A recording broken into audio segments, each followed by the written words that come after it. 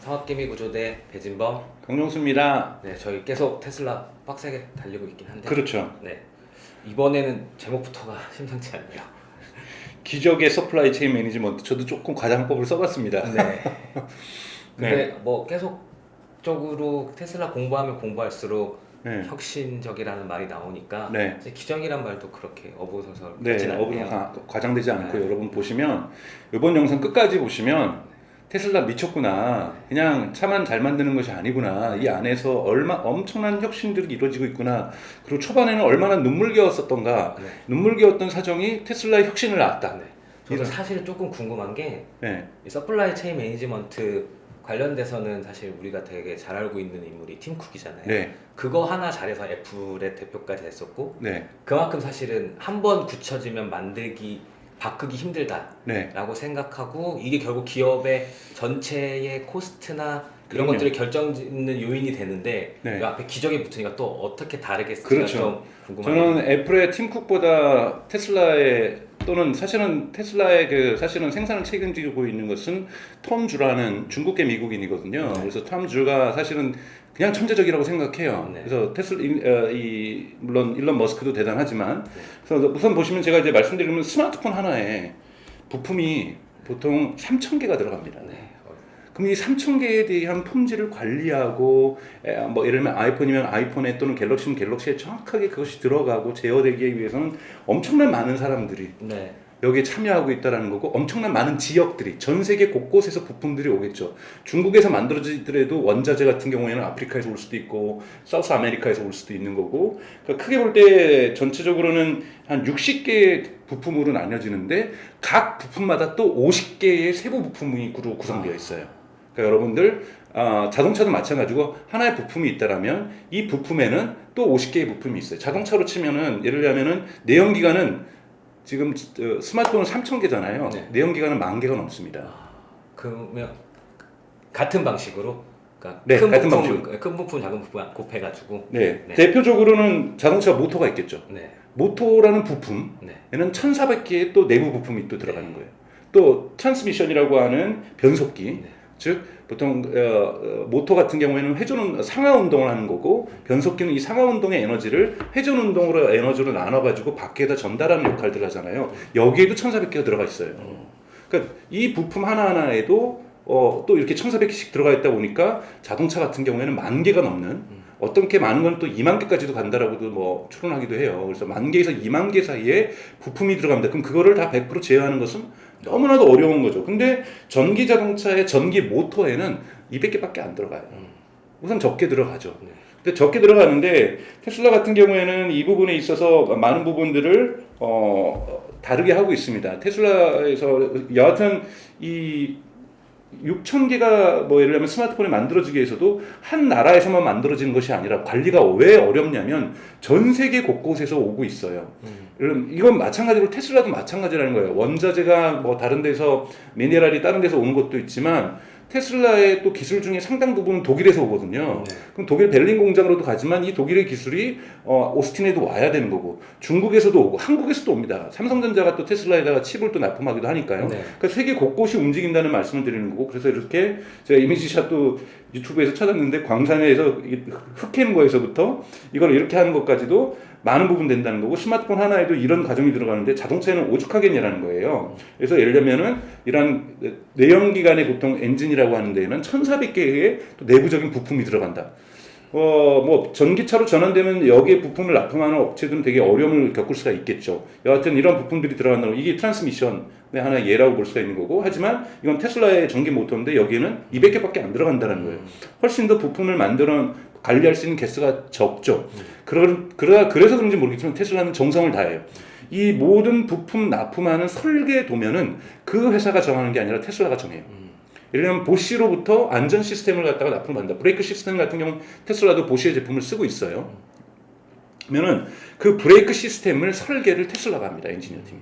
설계 도면을 가져가서 요거대로 퀄리티를 이 정도에 맞춰서 퀀터티는 양은 이렇게 해가지고 우리에게 납품을 해달라. 그리고 테슬라의 어떠한 서플라이 매니지먼트 팀 같은 경우에는 그 부품이 자동 생산됐느냐 안 됐느냐도 따져요. 보통은 요구사항을 전달한 다음에 그쪽에서 디자인까지 다 해올 텐데 네, 테슬라는 말씀 주신 대로 정성을 다하고 이 과정을 이해하고 있어야 되니까 그렇죠. 자기 다 가져가고 그야말로 보시는 그냥 생산만 하는 거네요. 그렇죠. 왜 그렇게 설계까지 하냐면 다음번에는 저 부품을 없앨 수 있다라고까지 생각을 하고 있는 거예요. 그러니까 저 부품하고 저 부품하고 A라는 부품과 B라는 부품을 통합시킬 수도 있다는 생각을 하기 위해서는 A 부품 설계를 자기네가 해야 되는 거예요. 그러면 A 부품 설계도 있고 B 부품 설계도 했으니까 다음번에 A, B를 합치는 부품이 나올 수도 있겠죠. 네. 이렇게 부품 수를 계속해서 줄여나가려고 하는 것이 테슬라의 목표다 보니까 설계를 해야 부품에 대한 이해도가 그렇죠. 이해도가 높아지니까 설계도 하고 그 설계된 대로 생산하는 과정이 어떤지도 관찰하려고 해요. 그래서 그 생산하는 과정이 이렇게 설계했더니 자동화율이 몇 퍼센트더라. 그러면 설계를 이렇게 바꿔봤더니 자동화율이 100%로 올라가더라. 수율도 더 좋아지더라. 수율은 이제 흔히 말하는 오류 없이 생산되는 네. 거겠죠. 이런 것까지 테슬라의 서플라이 매니지먼트 팀에는 엔지니어들이 결합되어 있어요. 그러니까 경영학과 이 출신들이 관리하는 것이 아니라 엔지니어 팀들이 서플라이 체인 매니지먼트에는 함께 하고 있기 때문에 설계부터 제조 공정까지도 다 관할을 하고 있다는 거죠. 이 부분이 그 서플라이 매니지먼트의 특징이라는 거고요. 그래서 버티컬 인테그레이션은 제가 여러 차례 말씀드리고 있지만 테슬라의 궁극적인 목표는 버티컬 인테그레이션의 수율을 100%로 목표치를 100%로 맞추려는 거죠. 쉽게 얘기하면 테슬라 자동차에는 외주 없어. 외주 없어로 가려고 해요. 근데 물론 아직 외주가 있습니다. 당연하게. 재미있는 일화가 이거예요. 자동차 시트예요. 네. 자동차 시트를 지금 만드는데 이건 납품업체에서 만드는 것이 아니라 테슬라가 만들고 있습니다. 테슬라가 만들고 있는데 저는 이 영상과 이걸 어디서 찾았냐면 올해 1월에 론 베론이라는 사람하고 되게 유명한 사람이죠. 네. 이 사람하고 일론 머스크가 대담을 했어요. 대담을 했는데 그러면서 테슬라 초기에 자기가 어려웠던 점들을 일론 머스크가 다 얘기를 해줍니다. 그때 어려웠던 점이 뭐냐면 사람들한테 가서 우리 모델 S를 이렇게 만드는데 이러이러한 의자를 시트를 납품해줘 그랬더니 NO 그런 거예요. 네. 저라도 안 했을 것 같아요. 왜 안 했을까요? 망하면 저 대금 못 주잖아요. 그렇죠. 그 당시 2011년에는 특히 2011년에 이제 본격적으로 2008년에 만들었지만 2003년에 만들었나요? 테슬라가 하여튼 창업은 꽤 있지만 본격적으로 차를 만들었던 건 2011년부터죠. 2011년에 모델 S를 만들어서 자동차 시트를 납품해달라고 했더니 노 했어요. 왜냐하면 언제든지 망할 수 있다라고 보는 거예요. 그 이유는 뭐냐면 여러분들 미국에서 테슬라 이전에 마지막으로 성공했던 자동차는 1920년대에 창업했던 크라이슬러입니다. 크라이슬러 이후에 2003년인가 2008년까지 테슬라가 창업할 때까지 그래서 지금 올해 1사분기 때는 2023년 1사분기 때는 세계에서 전기차가 아니라 세계에서 가장 많이 팔린 차 모델 Y를 만들었잖아요. 모델 Y가 전기차에서만 1등한 게 아니라 전 세계에서 모든 자동차 중에서 차종에서 가솔린까지 쳐가지고 디젤까지 쳐서 1등 했거든요. 이럴 때까지 한 20년 걸린 거죠. 2003년에 하여튼 창업을 하고 2011년부터 본격적으로 만들려고 했는데 찾아왔을 때는 뭐 일론 머스크 표정이 이런 거예요. 뭐 이렇게 애띤 표정이죠. 네. 머리 심기 전이네. 안에 머리를 심었어요. 페이팔 할 땐 대머리였으니까 머리 심기. 일부 심고 완전히 심지 않았던 1단계 심었을 때 저 행복해 보이시네요. 네, 일론 머스크가 찾아갔는데 얘를 믿고서 자동차 시트라든지 부품을 반납할 회사가 하나도 없었던 거예요. 그래서 일론 머스크가 눈물을 흘렸다 그래요. 어떻게 나를 이렇게 안 도와줄까? 울긴 하는군요. 그러면서 일론 머스크가 뭐라고 했냐면 그래서 우리가 만들기로 결정했다. 납품받지 못하는 부품은 우리가 직접 만들기로 시작했다는데 그것이 지금에서는 테슬라에게 어마어마한 경쟁력을 줬고 테슬라의 철학도 그때 처음부터 테슬라가 이렇게까지 해서 버티컬 인테그레이션 100% 해야지라고 생각 안 했다라는 거예요. 이거 어떻게 보면 강제적 버티컬 인테그레이션. 그러니까 되게 절박하고 처절한 상황 속에서 버티컬 인테그레이션을 100% 하겠다는 철학을 그때 세웠다는 거예요. 우리가 만들지 뭐. 근데 만들어 보니까 훨씬 낫더라는 거예요. 우리가 설계를 하다 보니까 부품을 이해하고 부품을 줄일 수가 있게 됐다는 거거든요. 그 어떻게 보면 시트 하나에서 시작했지만 모든 부품도 그럴 수 있겠다는 자신감도 얻었을 거예요. 그렇죠. 그러니까 이런 부분이 여러분들 모르는 재밌는 테슬라의 역사, 숨겨진 역사 속에 있는 건데, 그래서 지금 테슬라 지금 공장 사진들이 나오는데 보시는 것처럼 이것이 납품받은 게 아니라 본인들이 직접 생산한 거 어디서 생산했으니까 여기서 생산한 거예요. 그러니까 실제로 자동차를 시트를 생산해서 이렇게 옆에 쌓아놓고 있는 모습들이 보이고 있는 거죠. 그러니까 테슬라는 의자까지도 시트까지도 생산하는 그런 회사라는 거, 시트까지도 생산하는 회사라는 말씀을 좀 드리고 싶은 거고요. 그래서 아까 말씀드렸던 것처럼 설계까지 해서 거기에서 그 퀄리티를 맞춰서 생산하는지. 근데 거기에서 중요하게 보는 것은 아까 말씀드렸던 자동화율도 본다라는 거고, 수율도 당연히 본다라는 거고, 효율성도 본다라는 거죠. 그래서 시간 정확하게 지켜서 컨덕트가 나오는지 그래야 나중에 심지어는 뭐까지 했냐면 이 공장의 정보가 테슬라 공장까지 연결되는 리얼타임 커뮤니케이션까지도 연결해놨대요. 지금 몇 개가 생산되고 있는지 어디까지 생산되고 있는지 그래야 병목 현상도 줄일 수 있거든요. 왜냐하면 이제 흔히 말하는 이 서플라이 체인에서 갑자기 어디서 병목이 생겨서 배달이 늦어지는 사고들, 그러면 생산도 공장도 쉬어야 되는 거잖아요. 이런 효율성들을 줄여내기 위해서 리얼타임 커뮤니케이션 망도 깔아놨다라는 거예요. 그래서 이런 부분에서까지 되게 치열하게 한다는 거고, 테슬라에게도 이런 아까 말씀드렸던 제가 아까 스마트폰에는 60개의 부품이 들어가고 각각의 부품에는 또 50개의 부품이 들어간다 그랬잖아요. 네. 50개인가 60개인가 거꾸로 될 수도 있고요. 첫 번째 이 부품을 우리가 티어 1 서플라이어라고 얘기를 해요. 그러니까 티어 1 공급자가 있습니다. 이 대표적으로 저도 독일에서는 자동차 산업을 공부를 했기 때문에 되게 유명한 데죠. 독일 아주 남부에 있는 ZF 프리드리크스하펜. 대단히 유명한 나중에 플레임 자동차 회사 이름이에요. 자동차 회사 부품 회사 이름. 그럼 이 회사는 자동차 생산 안 하고 자동차의 특정 부품만 생산하고 특히 샤시를 만든다든지 안전 시스템을 만든다든지 이런 걸로 세계에서 대단히 유명해요. 벤츠나 BMW나 아우디에만 들어가는 게 아니라 포드나 GM에도 수출을 하고 있고 토요타에도 수출을 하고 있거든요. 아마 현대자동차에도 수출을 하고 있을 거예요. 그래서 대단히 유명한 회사라는 말씀을 드리고 싶고, 대표적인 독일에서 부품회사 두 개를 꽂으라면은 ZF 프리드리크스하펜하고 바로 보시를 뽑죠. 슈투트가르트 둘 다 남부에 있어요. 네. 말씀의 속도를 그래서 이 보시 같은 경우가 그래서 테슬라도 이 두 군데에서 받긴 받습니다. 특히 이제 브레이크 시스템이라든지 샤시라든지 안전 부분에서는 도움을 받고 있고, 재미있는 일화가 있어요. 독일 브레멘, 이건 북부 쪽에 있는 건데, 그로만 엔지니어링이라는 회사를 테슬라가 몇 년도에 인수하냐면 2007년이라는 걸로 저는 기억을 하고 있어요. 잠시만요. 네, 2017년에 이 그로만이라는 회사가 를 테슬라가 인수를 합니다. 초반에 1월에. 네. 그러고 나서 테슬라 그로만이라는 회사를 만들어요. 근데 이 창업자가, 그로만을 만들었던 창업자가 4월 달에, 그러니까 2017년 4월 달에, 그러니까 인수된 지 몇 달 안 돼서 그만두고 때려치고 열받아서 나가요. 일론 머스크가 얘기를 했거든요. 너 지금까지 여러 회사에 보시란 BMW나 벤츠에는 납품했는데 이거 끊고 모델 3에만 납품해. 그러니까 이 사람이 훨씬 더 규모의 경제를 할 수 있고 더 많이 팔 수 있는데 모델 3도 하고 내가 벤츠도 하고 BMW도 하겠다 그랬더니 아니, 필요 없어. 거기는 안 해도 돼. 그냥 모델 3만 해. 우리는 이 기술을 독점적으로 갖고 싶어. 그래서 그로만이 독점적으로만 모델 3에, 그로만 엔지니어링은 배터리와 전류 쪽의 전문가 기업이에요. 그래서 있었고, 그 다음에 또 시간이 지난 다음에 2021년일 거예요. 제가 이 연도수를 정확하게 못 외워서 죄송합니다. 2020년이네요. 2020년에는 이것도 독일 기업이에요. ATW 오토메이션이라는 회사를 인수를 합니다. 이 인수를 해서 테슬라가 그로만 오토메이션이라는 것이 있었고, 요 세 개, 그러니까 두 가지를 합쳐서 그로만과 ATW라는 회사를 합쳐가지고 테슬라 오토메이션이라는 회사를 만듭니다. 테슬라 오토메이션에서 만드는 핵심 기둥이 4680 배터리예요. 4680 배터리는 테슬라 오토메이션의 기술이 없으면 못 만듭니다. 그건 뭐냐면 거꾸로, 일론 머스크 스타일이 그랬잖아요. 아까 전에 모델 3에만 납품해, 모델 Y에만 납품해, 사이버 트럭에만 납품해. 절대 이 기술 다른 데 안 줍니다. 그렇기 때문에 4680 배터리는 테슬라만 만들 수 있다는 거예요. 배터리 설계 기술 말씀하시는 거예요? 네, 배터리 설계하고 제작 기술이래요. 제작도 할 수 있는. 네. 제작하는 기술이에요. 설계보다는 제작 기술 속에 있는 거고요. 그래서 배터리를 4680을 만드는 기술에 있어서, 예를 들면 파나소닉이 같이 만들고 LG 엔솔이 같이 만들잖아요. 네. 우리 이거 딴 데 가서 만들래 하더라도 요 테슬라 오토메이션이 갖고 있는 특허 기술이나 몇 개 기술이 없으면 안 되는 거예요. 그러니까 4680은 현재로서는 테슬라에게만 납품이 가능한 거예요. 테슬라 배터리 쪽에서 만들려면 테슬라 인사이드 해야겠네요.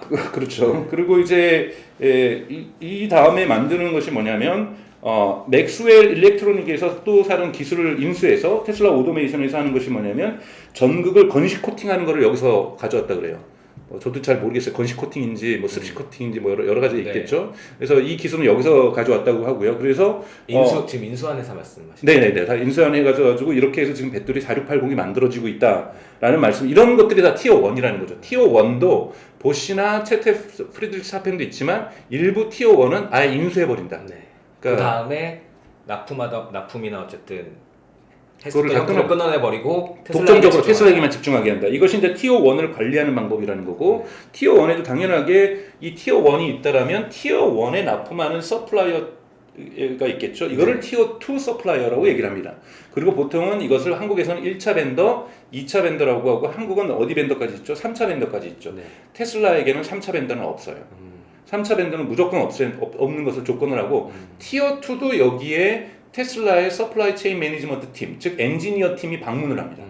여기에서 부품 납품하는 설계도 테슬라가 해요. 그러니까 테슬라는 아직까지는 본인들이 직접 하거나 다 시트처럼 아니면 본인들이 직접 하지 않더라도 설계를 자기네가 한다는 거예요. 설계를 근데 티어 1까지 하는 것이 아니라 티어 2까지 한다는 거예요. 티어 2까지 그러니까 보통은 사실은 자기네들이 관리 비용을 아끼려고 하면 티어 1에 맡겨둬도 될 텐데. 그렇죠. 근데 부품에 대한 이해도가 높아야 된다는, 그래야지만 버티컬 인테그레이션이 가능하니까 티어 2까지 관리한다. 네, 티어 2까지 관리하는 것이 테슬라의 특징이고 티어 2에서 생산하는 부품의 설계도도 테슬라가 설계한다. 그리고 이것의 생산 관리도 테슬라가 직접 한다. 그래야 이 부품에 대한 이해도가 줄어들 수가 있는데요. 왜 그러냐면 예를 들자면 티어 1과 티어 2를 여러분 이해할 수 있는 것이 FSD 그러니까 컴퓨터 중앙 보드죠. 네. 이 마더보드에 보여지는 이 칩들이 TSMC가 만듭니다. 사실은 네. 최종 조립을 해요. 우선은 여기 들어가는 칩, 이제 사이버 트럭에서부터 들어가는 칩이죠. 모델 Y는 아니고요. 여기서 칩이 어느 정도의 속도냐면 144 초당 144 테라플롭이에요. 이 정도가 단어입니다. 네, 플롭이라는 단어는 연산 속도거든요. 네. 근데 테라플롭인데 이 정도가 어느 정도냐? 55대 M1 칩이 들어가는 거하고 40대 M2 칩이 들어가는 거랑 같아요. 와. 여러분 테슬라 요 칩 하나에 55대의 M1 칩과 애플에 40대 M2 칩이 들어간 거랑 동일한 퍼포먼스를 내요. 네. 사이버 트럭부터. 애플 안 좋아하시는 분들은 M1, M2 뭔가 싶겠지만 그냥 현존하는 가장 좋은 칩. 네. 칩이 55개가 들어간 거예요. 칩 하나에. 그러니까 뭐 PC나 네. 아이패드 들어간 근데 여기에 들어가는 부품이 7,000개예요. 그럼 이 7,000개를 납품하는 회사가 물론 7,000개는 아니겠죠. 네. 뭐 두세 개씩 똑같은 걸 납품하는 업체도 있겠죠. 이거를 티어 2라고 하는데 네. 이 티어 2까지 테슬라가 관리한다는 거예요. 왜냐하면 이거는 워낙 중요한 거기 때문에 이거는 완벽하게 7,000개를 부품을 납품하는 것을 테슬라가 관리하고 있다는 거죠. 그래서 이러한 티어 1과 티어 2의 쉽게 연계를 말하면 이 전체에 대한 이해도도 높을 거고 이 칩셋 하나하나에 대한 이해도도 그냥 다 갖고 그렇죠. 있다고 봐야겠네. 그렇게 갖고 있다고 봐야 되는 거죠. 어차피 이것도 설계도 해서 파운드리잖아요. TSMC는 어차피 칩도 테슬라가 설계해서 주는 거고요. 그래서 처음으로 테슬라 칩이 이렇게 제대로 들어가는 것이 이건 하드웨어 4라고 얘기를 하는데요. 이건 사이버 트럭부터 들어갑니다. 사이버 트럭부터는 무려 M1 칩 55개가 들어간 효과를 낼 수 있는 칩이 들어간다는 거죠. 거의 뭐 컴퓨터가 된다고 좀 볼 수 있는데요. 테슬라가 창업주인 일론 머스크가 했던 유명한 표현이 있어요. 네. 이 표현을 해석하면은 많은 걸 여러분들이 이해할 수 있습니다. The best part is no part. The best process is no process. 뭐냐면 가장 훌륭한 부품은 그 부품을 제거한 거다. 그러니까 요만한 부품이 있으면 어떻게 이걸 훌륭하게 만드냐? 이 부품을 쓸모없게 만들어서 다른 부품으로 다 통합되게 해서 이 기능을 합쳐버린다. 네, 합쳐버려서 이 부품을 없애버리는 것이 가장 훌륭한 부품이라는 거예요. 이 부품을 없앤다는 건 이 부품을 제조하는 프로세스도 없애는 거잖아요. 네. 그러니까 생산 프로세스의 가장 중요한 건 뭐냐면 생산 프로세스를 없애는 거예요. 기가프레스로 4개를 연결해가지고 찍어내버리면 기가프레스 하나씩 찍어내는 게 아니라 기가프레스 4개를 연결해서 찍어내면 이거를 하는 프로세스가 더 줄어들 거 아니에요. 네. 그러면 이게 더 베스트 프로세스라는 거예요. 그러면 이제 계속 연결되는 게 그렇죠. 모든 비용들도 다 낮아질 거고 그렇죠. 비용도. 이해도도 더 많이 올라갈 거고 왜냐면 단순화되잖아요. 통합시키면은. 네, 그래서 이 표현 저는 정말 멋지다고 얘기를 해요. 그러니까 이거는 테슬라의 생산과 관련된 철학을 이해할 수 있는 표현이에요. 네. The best process is no process. 잘못 이해했다가 큰일 나겠네요.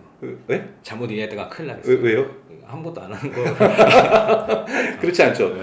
훌륭한 부품은 뭐냐? 그 부품을 없애는 때 진정한 훌륭한 부품이 된다라는 것을 테슬라가 얘기를 하고 있는 겁니다. 그래서 이러한 부분도 대단히 여러분 좀 지켜보실 필요가 있는 거고요.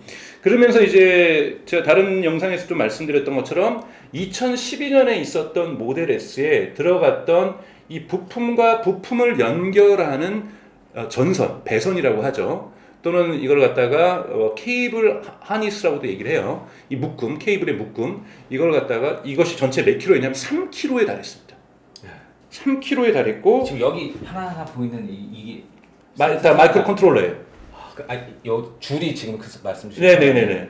그리고 이 마이크로 컨트롤러가 300개 있었는데 네. 300개를 다 외부에서 사왔대요. 아, 여기 이렇게 굵직굵직한. 네네. 300개가 들어간 것들을 외부에서 다 사왔는데 이거를 모델 그러면서 이러한 모습을 이제 밖으로 이제 끄집어내서 이렇게 했을 때 이렇게 막 지저분하게 보였다라는 진짜 거죠. 메시하네. 예, 예. 이렇게 메시했다라는 거고 이것이 모델 3에 오면서 50 몇 프로로 마이크로 컨트롤러를 자기네가 만들기 시작했다는 거예요. 그러니까 300회를 100% 다른 데서 사오다가 이제 마이크로 컨트롤러를 자기네가 만들기 시작했다는 거예요. 그 부품에 대한 이해도가 좋아졌다는 얘기를 하는 거죠. 근데 앞전 이 S의 그 300개였을 때조차도 자기들이 설계를 했겠네요. 그렇죠. 공장에 예, 예. 그렇게 하고 그러면서 이렇게 말씀하신 것처럼 모델 S에서는 300개는 사올 거고 뭐 2개니까 뭐 20% 정도 자기네가 만들었었고 이 모델 3에 오면서 56%, 모델 Y에 오면서 61% 그리고 마침내 사이버 트럭에서는 85%를 자기네가 지금 마이크로 컨트롤러를 만들고 있다라는 거예요. 그리고 이 넥스트 제너레이션 이게 모델 2입니다, 여러분. 가장 저가형 테슬라의 기술이 가장 꼽히는 자동차라고 볼 수가 있어요. 저가형이지만 기술력이 있으면 모델 S보다 훨씬 더 뛰어나는 자동차가 되겠죠. 이건 100%입니다. 100%를 만드는 거고 여기에서 또 하나 이제 제일 재밌는 것은 모델 Y로 오면서 모델 S에서는 3km의 전선줄이 100m로 줄어듭니다. 이건 진짜 혁신 중에 혁신인 거예요. 3km가 100m로 줄어드는 겁니다. 그러니까 최소한의 전선줄만 남기고 전선줄을 다 없앴습니다. 그럼 뭘로 했겠습니까, 여러분? 그 마이크로 컨트롤러 사이를 전선으로 연결하지 않고 이더넷으로 연결하고 있는 거예요. 네. 무선으로. 그러니까 무선 통신. 전선 연결한다는 건 유선인데. 네. 그러니까 무선 통신을 하기 때문에 이 전선줄을 없앤 겁니다. 전선줄을 없애면 70kg의 우선은 전선줄을 안 쓰게 돼요. 가벼워지겠죠? 무게가.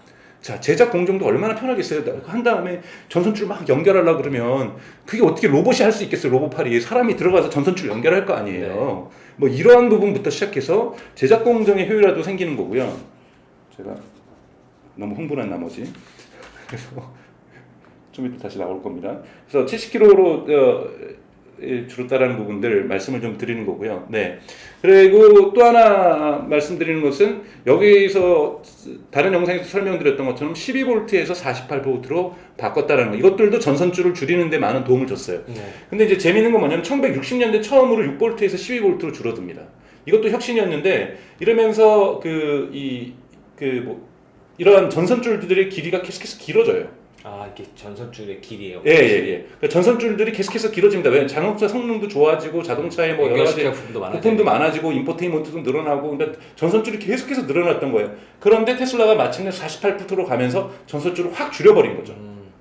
그러니까 이거는 대단히 큰 혁신이라고 볼 수가 있는 거죠. 기능들은 많아지면서 살짝 이 그래프를 이해하고 싶어서 네. 이게 누적이 아니라 그때 생산된 이거는 사실은 전선줄이라보다는 앰프잖아요. 앰프니까 제가 보기에는 암페어죠. 그러니까 이 정도의 암페어면 되는 거죠. 볼트가 압도적으로 올라. 네, 전기가 많이 필요해졌는데 이제 암페어가 줄어들게 되는 거죠. 암페어가 줄어들게 되면은 전선줄이 얇아지는 거고 부품이 적게 쓰여지게 되는 거죠. 네. 방열판도 없어진다거나 이런 효과가 있는 거죠. 그래서 암페어 부분이 확 줄어들었다는 얘기를 하는 거고, 그래서 사이버 트럭 같은 경우에는 이 마이크로 컨트롤러를 다 무선으로 연결하는 80 몇 %로 연결하는 엄청난 혁신이 들어가 있다라는 거예요. 거의 그냥 여기 네. 거의 안 보이네요 이제는. 네, 전선줄이 거의 안 보이잖아요. 네. 그러니까 이런 식의 혁신을 했다라는 거는, 그러니까 여러분들 겉에서 볼 때는 처음에 모델 3 나왔을 때 제가 모 자동차 회사 관계자 만났을 때 걔네 납땜질도 잘 이쁘게 못하고 자동차도 후지게 만들고, 근데 이미 거기에서 다른 철학이 있었던 거예요. 만들 필요가 없네요. 납땜질 이쁘게 할 필요가 없어. 이거 완전히 제가 보기에는 있을 수 없는 기업. 그러니까 지금까지 전전하는 자동차 기업 중에서 3km의 전선줄을 갖다가 100m로 줄인 자동차는 인류 역사상 없었어요. 네. 이런 식의 혁신을 갖고 왔다. 48V의 회사도 없었잖아요. 네, 48V도 지금 있었어요. 그거는 지금 벤츠라든지 아우디가 일부 기능을 48V로 해요. 사이버 그럼 전체 다를 48V로 하니까 훨씬 더 부품 수도 줄어들게 된다는 거죠. 그러니까 자동화율도 되게 높아지는 거고. 지금 무선으로 이렇게 통신하는 것도 일부 적용돼 있나요? 아니, 다 무선으로 통신한다니까요. 다른 회사. 다른 회사들이요? 그건 잘 모르겠어요. 다른 회사 같은 경우는 모르겠는데 아마 제 생각에는 일부는 하고 있을 거예요. 네. 근데 이렇게 전면화하게 된 것은 테슬라가 처음이 아닌가라고 저는 생각이 드는 거고요. 네. 그래서 이러한 변화들을 가지고 왔다라는 것. 그래서 저는 테슬라의 이러한 생산 공정의 한 것들 뭐 이런 데서는 48V로 가면서 휴즈도 뭐 적어지거나 없어지게 될 거고 방열판도 작아지거나 없어지게 될 거고 이런 식으로 부품을 줄여왔다라는 부분들 이런 부분에서 테슬라가 가지고 오는 이런 프로덕션 프로세스의 혁신이라는 것은 우리가 상상하는 것 이상이다라는 것. 그래서 정말로 세계 1위 자동차 기업이 판매 대수만 많아서 세계 1위 자동차 기업이 되는 것이 아니라 저는 전기차 기업 1위에서 저는 토요타를 꺾는 왜냐하면 테슬라의 목표가 30년까지 연간 생산량을 2천만 대로 하겠다라는 거잖아요. 지금 토요타가 지금 한 950만 대를 생산하고 있는데 이거 자체가 1위 기업이 되겠다라는 거죠. 그런데 이거는 판매 대수에서만 1위 기업이 아니라 이러한 생산 서플라이 체인 매니지먼트 이런 부분에서 부품들을 갖다가 계속해서 줄여나가는 것. 그래서 부품 수를 줄여나가서 궁극에 가서는 부품을 없애겠다라는 이 철학. 네. 그리고 이 부품을 하나하나 만들 때부터 설계부터 같이 하고 있다라는 거. 네. 그렇기 때문에 이 부품을 줄이는 것이 가능하게 된다라는 것들을 좀 말씀드리면서 이것이 테슬라가 정말 제가 아까 초반에 제목을 했던 기적의 서플라이 매니지먼트를 하고 있다라는 부분들을 말씀을 드리고 싶은 소위 겁니다. 말하는 진짜 혁신이라는 게 단순히 보여지는 게 아니라 네. 만드는 과정부터 그러니까 A부터 Z까지 다 혁신이 일어나는 걸 네. 되게 잘 보여주고 있는 것 같아요. 네. 저도 더 베스트 파트 이즈 노파트라는 어. 그 말이 계속 머릿속에 맴도네요. 네. 투자자분들도 그래서 그런 부분 까지 잘 보셔야 되고 여러분들 테슬라에 대해서 공부 많이 하셔야 됩니다. 시장에 대한 공부도 많이 하셔야 되지만 이렇게 구체적으로 엔지니어링까지 저희가 계속해서 파헤칠 거거든요. 아예 이거 사실은 기존의 SCM 흔히 말하는 SCM 공부할 때 자동차 생산 공정 네. 많이 공부를 하는데 공부하잖아요.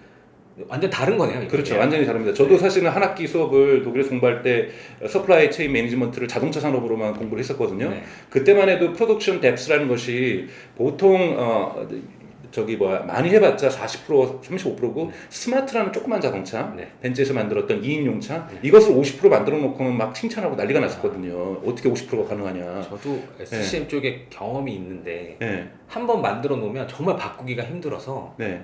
어떻게 보면 이렇게 혁신적인 거 만들어 놓으면 당분간 따라오기 힘들 거예요. 왜냐하면 네. 다 바꿔야 되니까. 그렇죠. 네. 아까 말씀드렸던 것처럼 부품이 내연기관은 만여 개가 필요한데 만여 개를 다 제어할 수 있는 시스템을 만들겠다. 그거는 저는 내연기관에서 OS는 자동차 OS는 나오는 건 불가능하다고 봐요. 네. 근본적으로 불가능하다고 보고요. 자동차가 OS가 나오기 위해서는 소프트웨어 파워만 좋아서 되는 게 아닙니다. 하드웨어 파워도 좋아야 된다는 거고 서플라이 체인 매니지먼트에서부터 자동차 OS를 받쳐줘야 되는 거거든요. 이렇게 부품 수를 줄여나가고 부품에 대한 제어 능력들을 가져갈 때만이 자동차 OS가 궁극에 나오는 것이지. 그래서 저는 애플이 과연 자동차를 만든다고 했을 때 과연 이런 부품 수를 줄여나가는 이런 철학까지도 가지고 분명히 테슬라를 공부하고 있을 거라고 보거든요. 아마 이거를 저희도 이렇게 제가 이거 공부하면서 이렇게 해놓은 건데 저희가 이런 책자를 만들고 있습니다. 그래서 이번 파트 같은 경우에도 PDF로 저희가 만들 거고 물론 유료 판매를 계획을 하고 있는데요. 이건 저희가 여러분들 꼭 구독 신청과 알람 신청을 해놓으시면 알람으로 알려드릴게요. 그러니까 이런 부분들 영어로도 번역을 해서 애플한테도 팔까요 우리? 네, 영어 최대한 빠르게 아시려면 결국 제일 좋은 방법은 저희 서개구 구독해 주시는 겁니다. 네, 서개구 구독해 주시면 앞으로 저희가 테슬라의 한 20회 정도 지금 특집을 생각을 하고 있습니다. 그래서 테슬라가 어떤 부분에서 강력한 경쟁 우위를 가지고 있는지를 정말 내부 자동차 부품 하나에서부터 뜯어봐가지고 자율주행까지 그리고 제가 아이로봇인가요? 옵티머스 이 로봇까지 좀 분석을 할 생각이거든요. 요즘 공부량이 대단히 급증해서 힘들긴 하지만 여러분 서개구 팬들을 위해서 열심히 공부해서 책자도 만들고 영상도 만들어서 여러분 찾아뵙도록 하겠습니다. 네, SCM 대해서 많이 트래킹해 보셨으면 좋겠습니다. 네, 이상 마치겠습니다. 네, 고맙습니다. 고맙습니다.